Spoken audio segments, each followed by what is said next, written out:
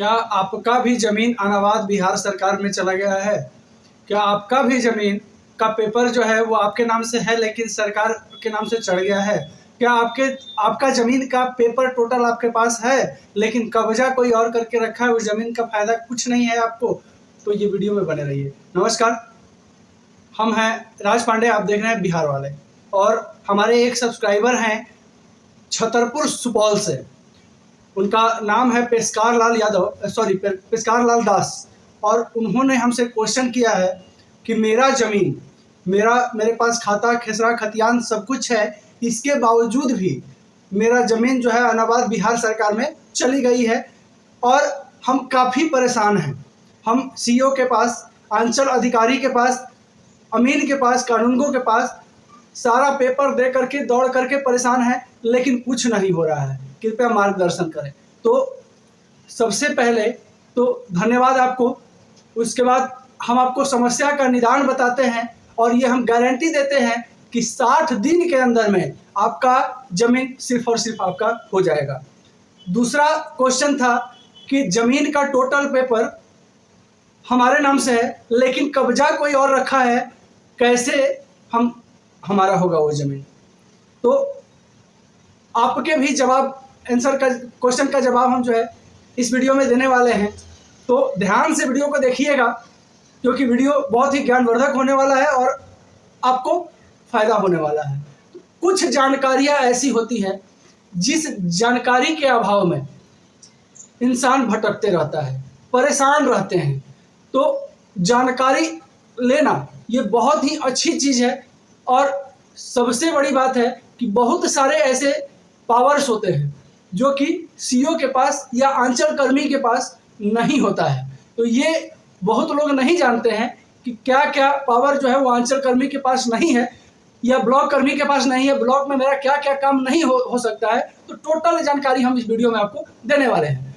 सबसे पहले बता दें, हम अपने दर्शक जो हैं पेशकार लाल दास जी को उनका क्वेश्चन का आंसर हम विस्तार से उनको पहले दे दें। सबसे पहले तो आपको आंचल से कोई फ़ायदा नहीं होगा। आंचल कर्मी जितने भी हैं वहाँ आप कोई भी डॉक्यूमेंट अगर जमा करते हैं अनावाद बिहार सरकार से रिलेटेड, तो वो लोग कुछ नहीं करेगा, उनके पास कोई पावर नहीं होता है। इसके लिए आपको सबसे पहले आप अपने पेपर का टोटल डॉक्यूमेंट को निकालिए अपने आंचल से। आपका पेपर टोटल निकलेगा आंचल से। अब पेपर में क्या क्या पेपर का आपको आगे आवश्यकता पड़ेगी, पहले ये आपको हम बता देते हैं। सबसे पहले तो आपको खसरा निकालना होगा। खसरा का 24 से लेकर के पिछला 56 तक, 56 में जब जमीन का बंदोबस्ती हुआ था तब तक का टोटल खसरा आप बैक बाय बैक निकलवाइए, उसका ज़रूरत आपको पड़ेगा। इसके अलावा खतौनी जो होता है खतियान, उसका भी पेपर आपको रखना होगा, वो भी आपको अंचल कार्यालय में ही मिलेगा। इसके अलावा आपको बंदोबस्त पूर्व का खसरा भी निकालना होगा। और वो जब आप खसरा खतौनी, मिसल बंदोबस्त खतौनी और बंदोबस्त पूर्व खसरा, ये आप निकालिएगा। इसका ज़रूरत आपको पड़ने वाला है आगे। अब आपको क्या करना है, तो सबसे पहले तो आपको जाना होगा उत्खंड अधिकारी के पास। उत्खंड अधिकारी एसडीओ जो आपको मिलेंगे डीएम ऑफिस में, आपके ज़िले के जो कलेक्ट्रेट ऑफिस है वहाँ मिलेंगे आपको उत्खंड अधिकारी, और जिनको एसडीओ भी कहा जाता है।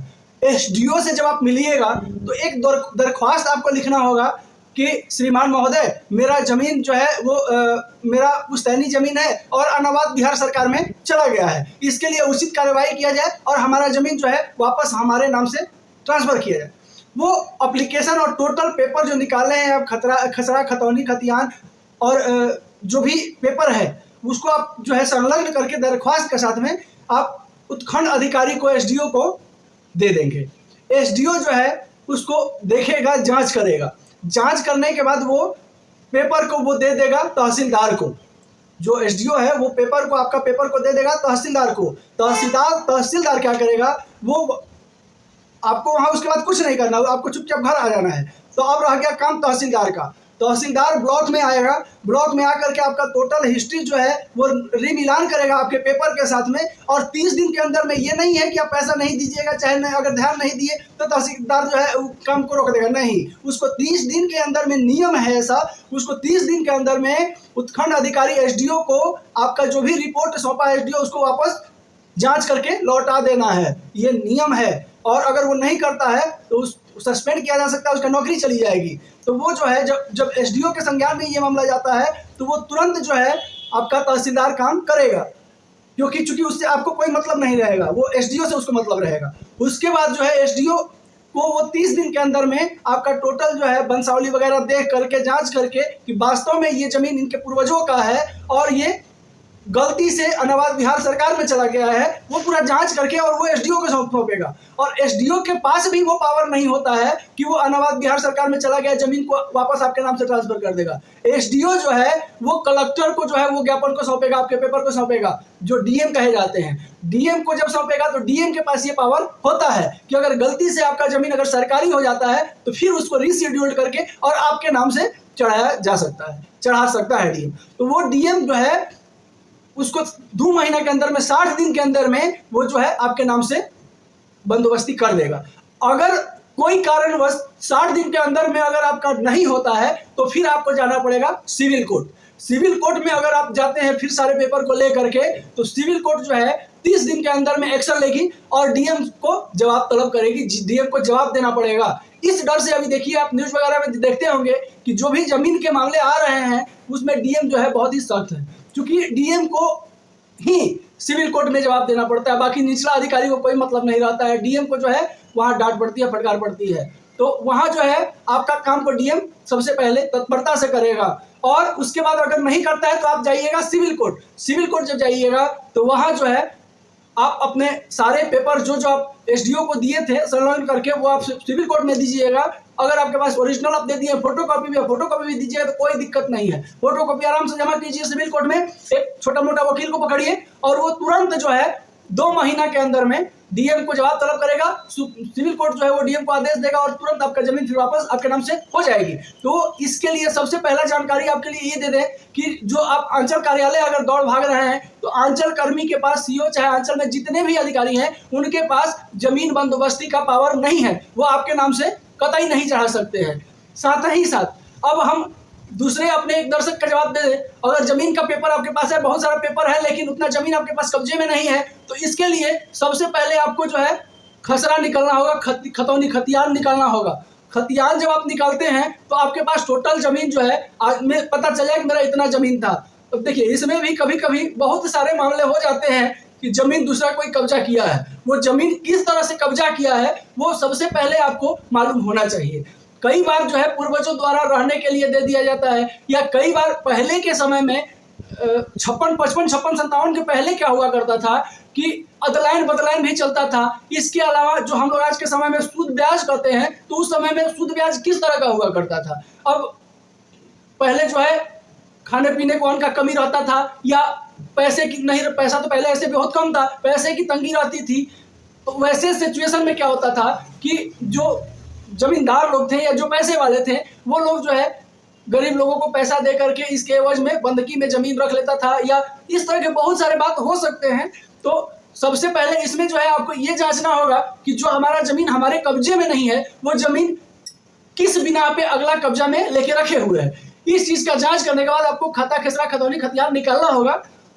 निकालने के बाद आपको जो है सीधे चले जाना है सिविल कोर्ट में, और सिविल कोर्ट में आपका जो है कम से कम 6 महीना का समय लगेगा, क्योंकि कब्जा वाला जो कार्यक्रम होता है थोड़ा सा समय लगता है, और उसमें जो है 6 महीना का समय लगेगा। और सिविल कोर्ट खुद जो है आपका जमीन का कब्जा छुड़ाएगी, आपको उसमें कुछ नहीं करना है। आपका जो पेपर अगर आपका पुश्तैनी है वंशावली बना करके खाता खेसरा खतौनी निकाल करके, और वो जो है आप उसका फोटोकॉपी लीजिए और चले जाइए सीधा सिविल कोर्ट। उसमें भी आपका आंचल कार्यालय आंचल कर्मी कुछ नहीं करेंगे। आंचल कर्मी आपके बदले जाकर के दूसरे से लाठी नहीं चलाएंगे, मार नहीं करेंगे। हालांकि वो कर भी नहीं सकते हैं क्योंकि उनके पास पावर नहीं है।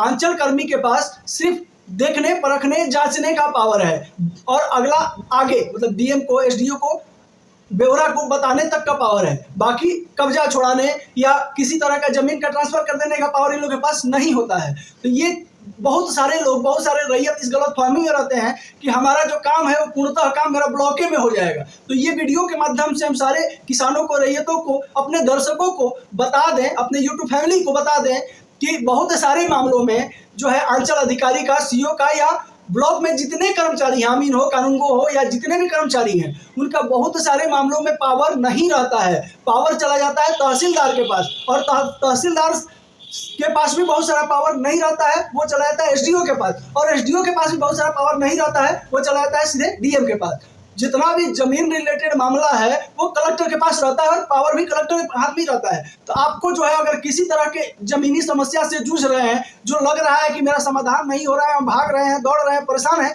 तो आप सीधे कलेक्टर ऑफिस जाइए और अपना दरख्वास्त दीजिए, और देखिए कि दो कलेक्टर को ये सख्त निर्देश है सिविल कोर्ट के द्वारा कि अगर किसी तरह का जमीनी मामला आपके पास आता है इस तरह का, तो आपको 2 महीने के अंदर में निपटारा करना है, 60 दिन के अंदर में। अगर 60 दिन के अंदर में डीएम नहीं करता है तो आप सिविल कोर्ट जा सकते हैं, और सिविल कोर्ट से जो है आपका तो हक मिलेगा ही, साथ में डीएम को फटकार भी मिलेगी। तो इस डर से डीएम जो है अभी बहुत स्ट्रांग हो गए हैं, बहुत ही चौकस हो गए हैं, और कोई भी मामला ज्यादातर जो किसान और रैयत से रिलेटेड है वो 60 दिन के अंदर में किसी भी हाल में वो चाह रहे हैं कि हम उसका निपटारा कर दे।